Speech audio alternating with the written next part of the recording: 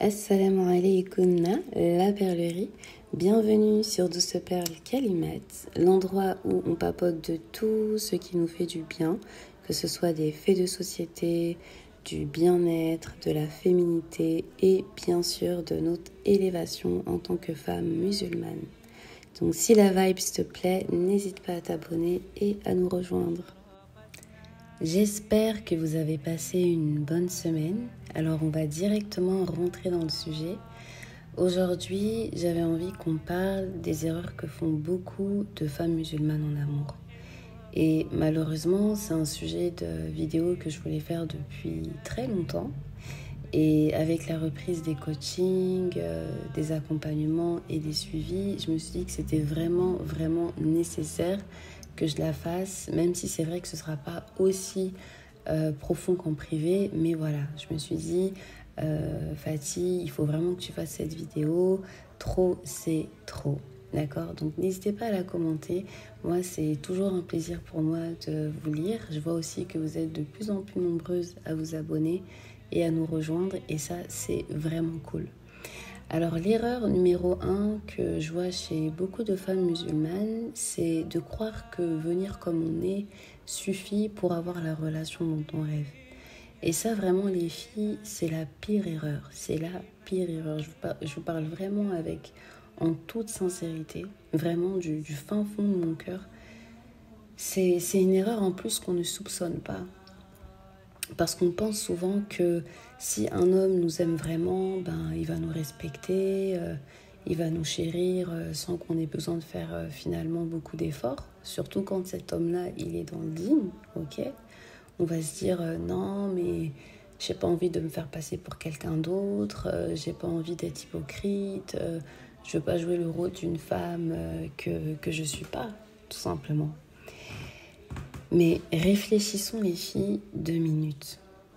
Ça fait combien de temps que tu agis comme tu agis?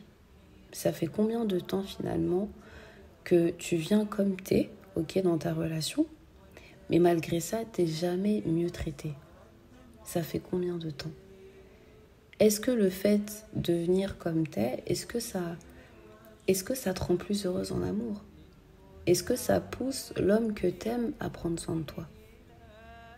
Est-ce que ce serait pas mieux de te dire bon, je vais tester les stratégies de Fatih pour voir et puis de toute façon, j'ai rien à perdre, plutôt que de persister dans des actions qui t'apportent pas de résultats? Parce que l'idée qui consiste à croire que l'amour fonctionne sans effort et que vous pouvez venir comme vous êtes, c'est une erreur qui vous coûte très cher, les filles.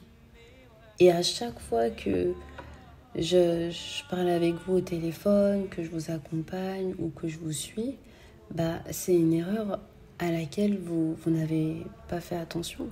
Et aujourd'hui, malheureusement, elle vous coûte très cher. Parce que ce qu'il faut savoir, les filles, c'est que l'amour n'a jamais fonctionné comme ça. L'amour n'a jamais fonctionné comme ça, et ce, depuis la création du monde. Toutes les femmes là qui sont venues avant nous, elles avaient toutes des stratégies. Elles avaient compris le jeu de l'amour. Et c'est vrai que nous, ça nous choque parce que on a toujours été habitués à un autre discours. Mais quand on regarde par exemple Cléopâtre ou la reine de Saba, vous pensez vraiment que ce sont des femmes qui se sont contentées de venir comme elles étaient? C'est des femmes, subhanallah, qui ont réussi à captiver des hommes qui étaient puissants, des hommes avec des responsabilités énormes, et pourtant elles s'occupaient tout dans leurs pensées. Parce que c'est des femmes qui avaient compris des choses que nous, aujourd'hui, au XXIe siècle, n'arrivons toujours pas à comprendre. C'était des femmes qui savaient comment agir, qui savaient comment se comporter. Elles maîtrisaient l'art de la séduction et de l'influence. Et en plus de ça, elles ne laissaient rien au hasard. Elles avaient compris finalement que pour garder un homme investi et amoureux, parce que nous, ici sur cette chaîne, on ne veut pas seulement garder un homme, on veut lui garder investi et amoureux tout au long de notre relation. Et elles avaient compris que pour ça, il fallait adopter les bonnes attitudes. Donc les filles, la première chose que l'amour demande et la première chose que vous devez comprendre les filles, c'est que l'amour demande de la stratégie et un savoir-être. Il ne faut pas que tu penses ou bien que tu te contentes de croire que tout viendra naturellement. En amour, les filles, il y a un comportement spécifique à adopter. Et c'est vrai que c'est quelque chose qui n'est pas inné en nous, c'est pas quelque chose qui est naturel et surtout c'est quelque chose que personne nous a appris. Mais on a besoin de ces choses-là pour pouvoir réussir en amour. Et je vais m'arrêter là parce que vous savez très bien que je ne partage pas les stratégies sur YouTube. Mais pour celles en tout cas qui veulent aller plus loin, je vous invite à aller sur mon site internet. La deuxième erreur, les filles, c'est de penser que parce que il est dans le djinn, alors il va prendre soin de moi et bien me traiter. Et je pense que vous avez cet état d'esprit et je pense qu'on l'a tout eu, malheureusement, mais l'amour nous a bien, nous a bien fait comprendre que voilà, qu'il fallait remettre les pieds sur terre.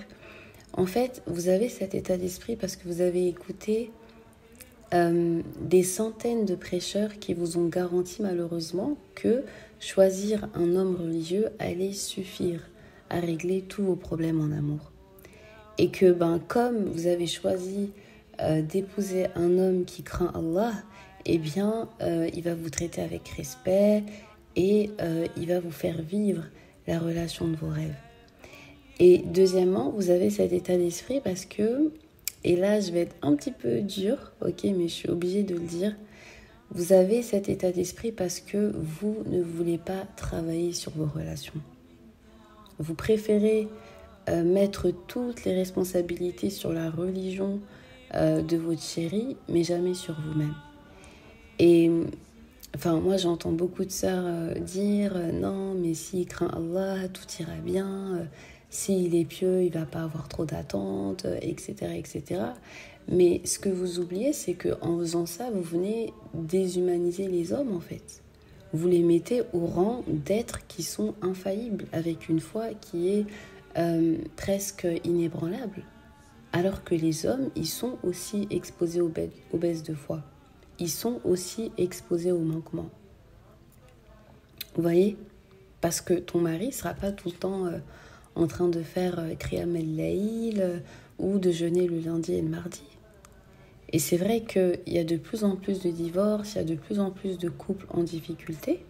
Et sur les réseaux sociaux, on a aussi de plus en plus de sœurs qui prennent la parole avec beaucoup de ressentiment et de brutalité parce que je pense que malheureusement, elles ont cru en cette idylle. Et aujourd'hui, elles sont tellement déçues qu'elles ne voient pas d'autres solutions. Et elles veulent justement se réconforter en disant à tout va que y a pas mieux que le célibat, il n'y a pas mieux que le célibat, alors que c'est faux. Mais comme finalement et malheureusement elles ont nourri tous leurs espoirs sur cette croyance, eh bien actuellement elles ne voient pas d'issue.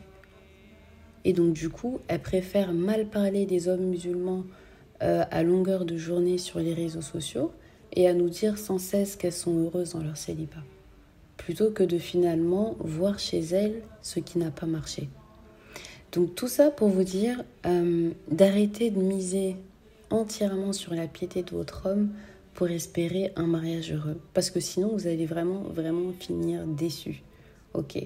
Si tu es dans une relation et que tu souffres, ce qu'il faut savoir et ce qu'il faut garder à l'esprit, c'est qu'il y a des attitudes à revoir. Et il y a des comportements à travailler. Mais vouloir, de par la religion de son homme, s'assurer un bon mariage, ça, c'est vraiment chaos. Voilà, c'est contre-productif. Sa religion, son dîn, c'est pour lui, ok. C'est sa relation intime avec Allah Azzawajal, ok. Son dîn, il est important pour toi uniquement dans le but d'avoir un projet de vie cohérent avec cette personne. Ce n'est pas sa pratique religieuse qui garantira s'il prendra soin de toi ou pas. Ce qui compte, c'est la direction que vous souhaitez emprunter ensemble et la compatibilité de votre vision de la vie. Et justement, la religion, elle est là pour vous guider dans votre parcours et à réussir à construire une vision de vie qui est finalement aligné sur vos principes religieux. Je ne sais pas si vous saisissez ce que je dis. Vous voyez un peu? Donc voilà, donc moi je pense qu'il y a beaucoup de sœurs qui malheureusement ne veulent pas travailler en amour. Elles veulent que tout soit déjà là, alors qu'une relation de couple, ça se travaille. Que ce soit avant le mariage, que ce soit pendant la phase de séduction ou pendant la phase de cohabitation, c'est important de savoir comment se comporter. Et pas de se reposer sur ses acquis en se disant bah non, il est dans la religion, donc tout va se passer, tout va bien se passer. Non. Et c'est vrai que les hommes, parfois, ils nous semblent compliqués à comprendre, mais il existe des moyens de savoir ce qu'ils pensent et surtout comment agir pour qu'ils s'attachent à nous. Parce qu'une simple parole des filles ou un geste maladroit peut vraiment briser vos chances d'avoir une bonne relation. Et ça, je m'en rends vraiment compte avec les coachings, quand vous me racontez un petit peu vos débuts amoureux, je me dis mais pourquoi est-ce que je ne suis pas venue sur YouTube plus tôt ? Et c'est pour ça que je me sens vraiment obligée de faire cette vidéo. Donc en adoptant justement des stratégies et en sachant comment agir, vous pouvez justement éviter les pièges et avoir un coup d'avance et vous serez toujours en contrôle sur la relation. Je ne sais pas si vous voyez un petit peu ce que je veux dire. La troisième erreur que font beaucoup de femmes musulmanes en amour, c'est malheureusement de chercher à trop compenser. Et c'est vrai qu'au début, ça part vraiment d'un bon sentiment, mais malheureusement, ça se transforme petit à petit en une relation abusive. Et quand je parle de compenser les filles, c'est quand vous allez essayer de compenser pour que votre chéri il vous donne plus en retour.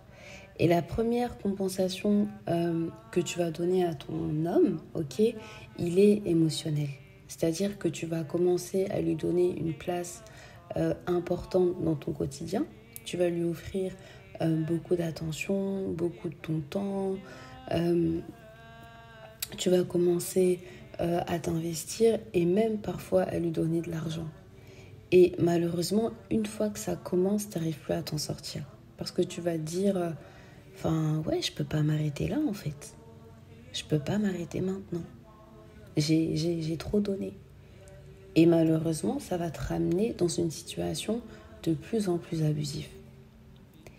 Et moi, je pense qu'il y a beaucoup de sœurs qui cherchent à compenser parce que, malheureusement, vous êtes trop souvent dans la position de la personne qui est en demande dans le couple.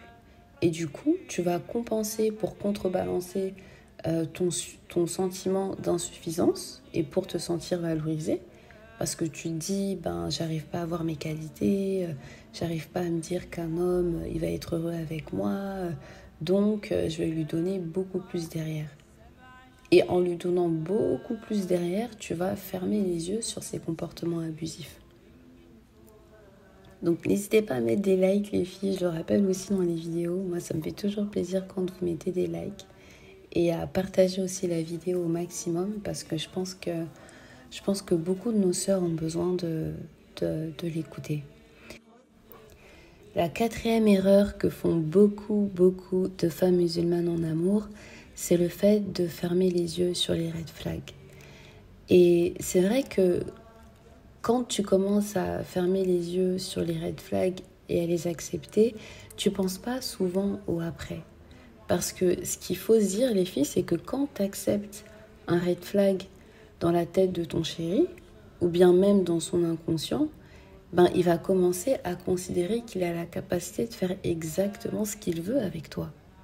Et c'est pour ça que souvent vous me dites « Non, mais Fatih, les hommes, ils abusent toujours avec moi, ils ne me respectent pas. » C'est parce qu'il est au courant que tu as accepté ces red flags. C'est parce que par peur de le perdre, tu as préféré fermer les yeux sur ce qui n'allait pas chez lui. Et aujourd'hui, j'en suis vraiment certaine. Mais je pense qu'il suffit plus de dire aime-toi plus, travaille ton estime de soi. Je pense que parfois, tu n'as pas envie de quitter ton chéri parce que il t'apporte tellement une vie de qualité, donc une vie de qualité qui est au top, que finalement tu ne dois pas le quitter. Ou bien même parfois tu hésites à le quitter parce que il comble parfaitement tes désirs sur le plan sexuel. Donc, je sais pas si vous voyez un petit peu ce que je veux dire. Et c'est pour ça que j'ai vraiment du mal avec les sœurs qui n'ont jamais été en couple et qui savent même pas ce que c'est que d'être avec un homme et qui viennent donner des conseils et finalement remettre tout sur l'estime de soi et la peur d'être seule. Parfois, les filles, c'est pas toujours ça. C'est facile de donner des conseils quand on n'a jamais été dans une relation amoureuse, mais parfois, il suffit pas juste de venir et dire aime-toi plus, respecte-toi. Non. Parfois, c'est parce que c'est tellement doux là-bas qu'on veut pas en sortir. Et c'est OK. Et c'est pour ça que les stratégies sont là. Donc, je reviens sur ce que je disais. Par rapport aux red flags, donc le fait d'accepter les red flags, les filles, ça vous fait entrer dans un schéma toxique. Parce que quand tu t'analyses bien tes débuts de relation, ton début de relation n'a pas démarré en étant toxique. La toxicité, elle s'est installée petit à petit. Et à cause de ça, donc à cause de la toxicité de ton couple, t'as de moins en moins de force, t'as de moins en moins d'énergie et tu commences même à dérailler. Voyez un petit peu. Et tu vas commencer à dire non mais Fatih, j'ai espoir qu'il change, j'ai espoir qu'il redevienne comme avant. Mais le problème c'est que tu vas espérer tous les jours et tous les jours tu vas être déçu. Tu vas commencer à rentrer dans un cycle infernal où tu vas avoir encore plus peur de le perdre. Et en ayant justement l'espoir qui change, c'est comme si tu remettais ton bonheur à demain. Et ce bonheur-là que tu es en train de remettre à demain, il viendra jamais. Donc c'est pour ça que c'est important de changer les filles. Parce que l'amour, c'est un voyage. Mais il ne doit pas se faire au détriment de votre bien-être. Et si vous voulez aller plus loin, je vous invite à découvrir le coffret de la perle convoitée et de ses débuts amoureux. Ok, toutes les sœurs qui l'ont prise, elles ont été plus que satisfaites.